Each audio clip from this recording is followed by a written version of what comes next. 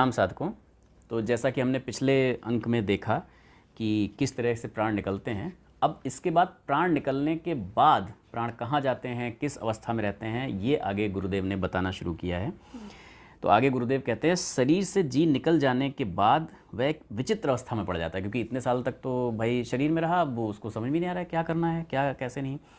तो जैसे आप बहुत एफर्ट करके आते हैं, तो आगे वो बता रहे हैं घोर परिश्रम से थका हुआ आदमी जिस प्रकार कोमल शैया प्राप्त करते ही निद्रा में पड़ जाता है, उसी प्रकार मृतात्मा को जीवन भर का सारा श्रम उतारने के लिए एक निद्रा की आवश्यकता होती है। तो हमें ऐसा लगता है कि नहीं, थकान सिर्फ शरीर को ही हो रही है, बट नहीं, 60 70 80 सालों तक जो जीव देह में रहा है उसको भी थकान हो जाती है और उसको भी एक निद्रा की आवश्यकता होती है। और इस नींद से जीव को बड़ी शांति मिलती है और आगे का काम करने के लिए शक्ति प्राप्त कर लेता है। आप रुक तो सकते नहीं, उन्होंने कहा कि भाई आप तो हमेशा रहेंगे, आप हमेशा रहेंगे, अलग अलग शरीर लेते रहेंगे। लेकिन ऐसा भी नहीं है कि मरते ही तुरंत नींद आ जाती है, मरते ही नींद नहीं आ जाती, वरन इसमें कुछ देर लगती है। प्रायः 1 महीना तक लग जाता है नींद आने में। शरीर से निकलने के बाद इतनी थकान जो हम लोग के यहाँ बोला जाता है कि 1 महीने तक वो, हाँ, वो अभी इसके आगे पता चलेगा कि मतलब जब तक प्राण ऐसे नहीं गया है उस अवस्था में, हाँ। तब तक अंत्येष्टि और उसमें क्या है वो अगले भाग में आएगा, इसके आगे आएगा कि वो उस समय तक कहाँ रहता है क्या।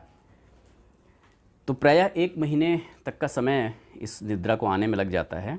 अब उसका कारण ये है कि प्राणांत के बाद कुछ समय तक जीवन की वासनाएं प्रौढ़ रहती हैं। जैसा आपका चलता रहा है भोग, जो कुछ आपने यहाँ किया है, तो वो चीज़ें दिमाग में रहती हैं। मतलब अपने रिलेशन से प्यार, रिलेटिव्स से हाँ, प्यार और हाँ, उनके लिए मोह की वजह से, बिल्कुल इस तरह की चीज़ें। और आप जो कुछ करते रहे हैं, जो भी नियम रहा है, उसकी आदत बनी रहती है और वो धीरे धीरे निर्बल पड़ती हैं। कड़ा परिश्रम करके आने पर हमारे शरीर का रक्त संचार बहुत तीव्र होता है। तो इसको ऐसे समझाने की कोशिश की है गुरुदेव ने कि जैसे आप बहुत दौड़ धूप करके आए, किसी दिन आपको हो कि भाई बहुत थकान लग गई, दिन भर बहुत काम किया और आप सोचते हैं यार आज तो पढ़ते ही नींद आ जाएगी, तो ऐसा होता है नहीं, उस दिन थोड़ा और टाइम लगता है। ऐसा नहीं होता, यस, क्योंकि जब तक आपका जो रक्त संचार परिश्रम करने की वजह से बहुत तीव्र हो गया है, पलंग मिल जाने पर भी उतने समय तक हम जागते रहते हैं जब तक कि रक्त की गति धीमी ना पड़ जाए। तो आपको वो पता चलता रहता है, पैरों में दर्द हो रहा है, ये हो रहा है, वो रहा है। क्यों? क्योंकि आपका जो पूरा रक्त संचार है वो बहुत अस्त व्यस्त हो गया है, तीव्र हो गया है। तो उतने में नींद आएगी नहीं, जब तक वो धीमा नहीं पड़ जाएगा तब तक आपको नींद नहीं आएगी। तो कई बार आधा घंटा, 1 घंटा, 2 घंटे तक लग जाते हैं अगर आपको बहुत थकान है नींद आने में उसके बाद। तो ऐसा ही मृतात्मा के साथ भी होता है। मृतात्मा स्थूल शरीर से अलग होने पर सूक्ष्म शरीर में प्रस्फुटित हो जाता है।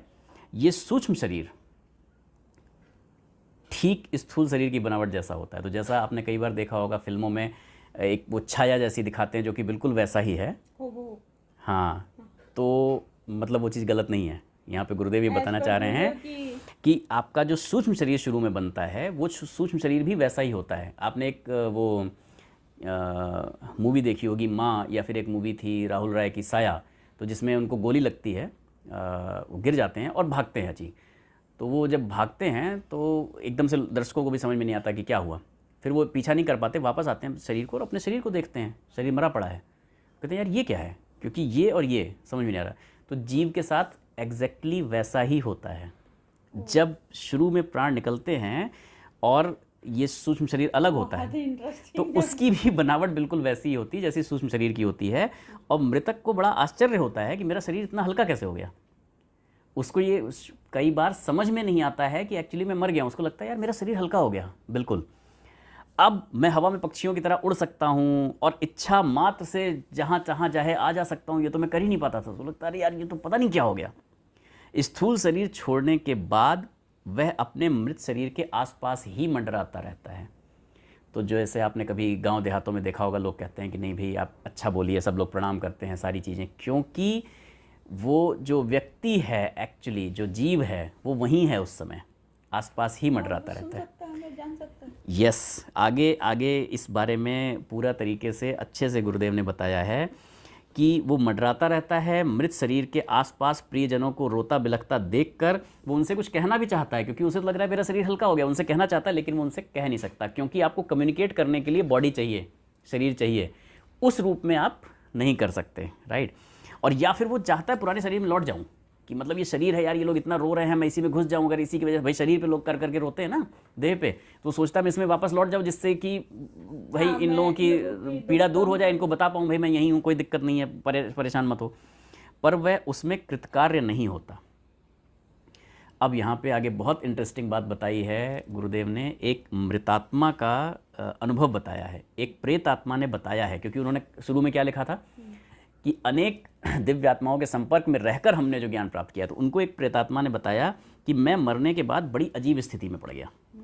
स्थूल शरीर में और प्रियजनों में मोह होने के कारण मैं उनसे संपर्क में आना चाहता था, पर मैं लाचार था।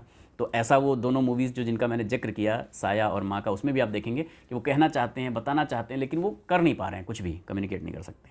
मैं सबको देखता था पर मुझे कोई नहीं देख सकता था, मैं सबकी वाणी सुन सकता था पर मैं जो बड़े ज़ोर ज़ोर से कहता था उसे भी कोई नहीं सुन सकता। मतलब वो तो फुसफुसाहट भी सुन पा रहा है और खुद अगर चिल्ला रहा है तो भी कोई नहीं सुन पा रहा।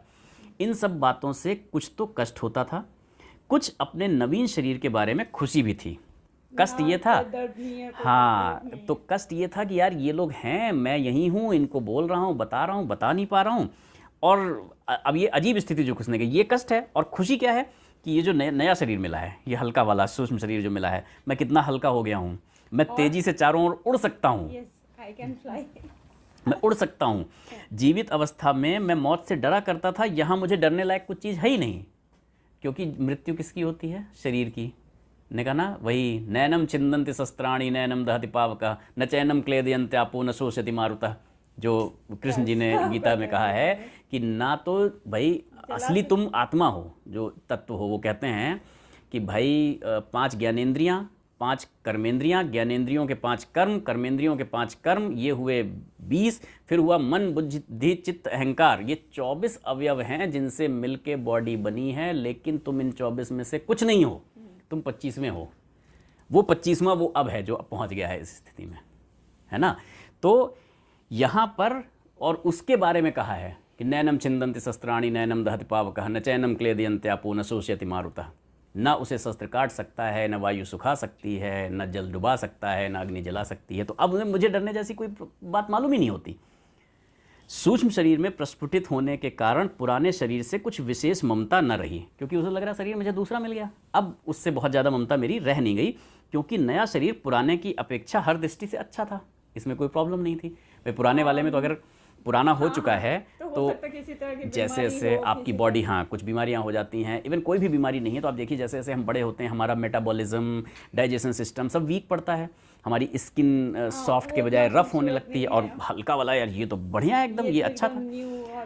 तो मैं अपना अस्तित्व वैसा ही अनुभव करता था जैसा कि जीवित दशा में कई बार मैंने अपने हाथ पाँवों को हिलाया डुलाया, लग रहा है हाथ पाँव हिला डुला सकता हूँ, वो हो रहा है, अपने अंग प्रत्यंगों को देखा, पर मुझे ऐसा नहीं लगा मानो मैं मर गया हूँ। तो जैसा उन्होंने कहा, जीव को थोड़ी देर तो समझ में ही नहीं आता कि वो एक्चुअली मर गया है, उसे लगता है ये नया शरीर आ गया, फ्रेश। तो मरने के बाद मतलब ऐसे ही लगता है कि यही हाथ पाँव है, यही हाथ पाँव है, हल्का फ्रेश नया, बिल्कुल एकदम बढ़िया शरीर मिला, नया कपड़ा मिला है, वैसा लगता है। तब मैंने समझा कि मृत्यु में डरने की कोई बात नहीं है, वह शरीर परिवर्तन की एक मामूली सुख साध्य प्रक्रिया है। तो अब यहाँ से आगे अगले अंक में हम देखेंगे कि जब तक मृत शरीर की अंत्येष्टि नहीं हो जाती है तब तक क्या अवस्था रहती है जीव की, तब तक वो कहाँ रहता है, किस तरीके से उसका ख्याल आते हैं, विचार आते हैं, क्या होते हैं, कहाँ आता जाता है, ये सब कुछ हम देखेंगे अगले अंक में। प्रणाम।